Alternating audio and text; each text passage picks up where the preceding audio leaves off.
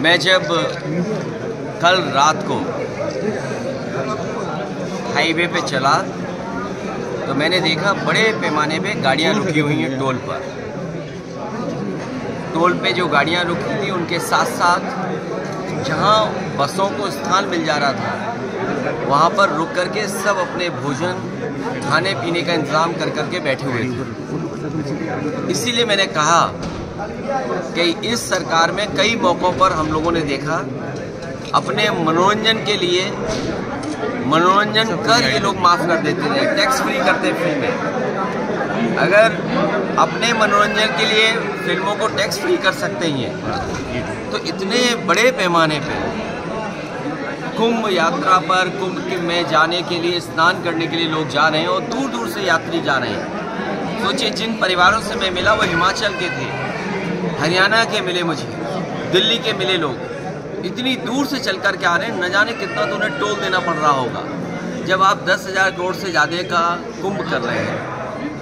तो ये टोल माफ़ करना कोई बड़ी बात नहीं है, इसलिए टोल कर इनके लिए माफ़ हो जाना चाहिए। आपने लोकसभा में सूची की मांग की, मृतकों की सूची जारी। ये सरकार छिपा क्या रही है? हमें आपको सोचना चाहिए कि आखिरकार जो सरकार 40 करोड़ लोगों का स्नान के लिए गिनती गिन रही है और हर स्नान के बाद वो करोड़ों की गिनती बता देते हैं। जो लोग करोड़ों की गिनती गिन रहे हैं वो केवल उन बातों को नहीं बता पा रहे कि जान कितनी गई है, लापता कितने लोग हैं।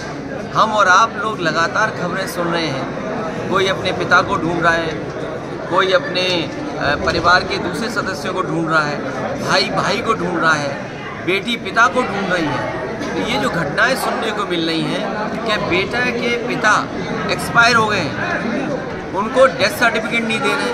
आखिरकार क्या छिपाना चाहती सरकार जब आपने कह दिया है कि कुंभ में मरने वालों के जिन परिवारों की जान गई है उनको 25 लाख का मुआवजा देंगे, मदद करेंगे उनके परिवार की। तो ये गिनती क्यों छिपा रहे हैं आप? ये गिनती इसलिए छिपा रहे हैं क्योंकि उनको मुआवजा न देना पड़े।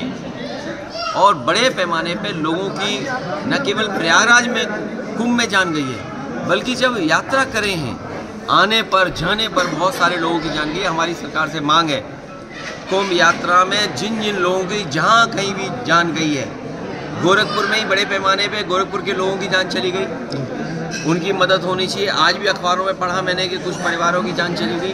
तो कुंभ में जान जाने वालों की, दूसरे प्रदेश के जो लोग आए जिनकी जान गई उनकी, और कहीं भी श्रद्धालुओं का एक्सीडेंट हुआ उसकी जान गई है तो सरकार को मदद करनी चाहिए उनकी। सर, दिल्ली विधानसभा चुनाव का परिणाम आ गया।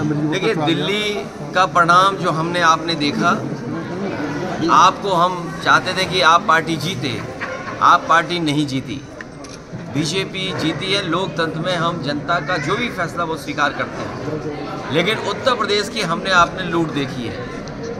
ये जो लोग मिल्कीपुर एक विधानसभा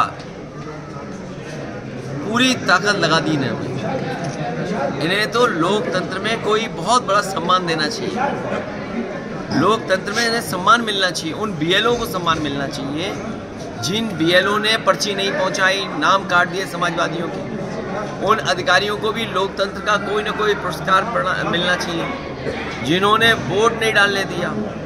ऐसे लोगों को विशेष सम्मान देना चाहिए जिन्होंने 6 वोट डाले, 2 वोट डाले। लोकतंत्र में उनको भी सम्मान मिलना चाहिए जो दूसरे जिलों से आकर के भारतीय जनता पार्टी के लिए उस जिले में वोट डाले थे जो हम लोगों ने पकड़ लिए थे। तो ये चुनाव नहीं था, ये लूटा था इन्होंने चुनाव, और ये जनता देख रही है। ये पीडीए के लोग, पीडीए समाज के तमाम मतदाता देख रहे हैं कि उनके साथ क्या भेदभाव हो रहा है। भैया जो लोग मिल्कीपुर जीत करके कोई संदेश देना चाहते हैं, अयोध्या की हार मिल्कीपुर की जीत बराबर नहीं कर सकती है। अयोध्या की हार हमेशा हमेशा के लिए अयोध्या की हार रहेगी, वो बदला नहीं हो सकता मिल्कीपुर की जीत। जो लोग ये कह रहे हैं मिल्कीपुर जीत करके बदला ले लिया, अयोध्या का बदला कोई नहीं हो सकता। अयोध्या की जनता ने अयोध्या में जिताया था, ये चुनाव भी जीत जाते, लेकिन इन्होंने बड़े पैमाने पे बेईमानी की है।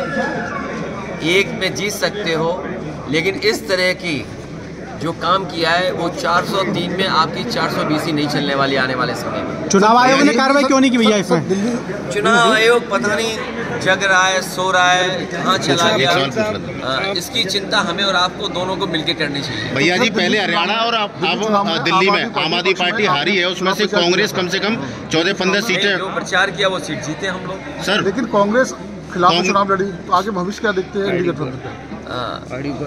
इंडिया गठबंधन मजबूत होगा। नहीं, लेकिन हरियाणा में इंडिया गठबंधन और मजबूत होगा।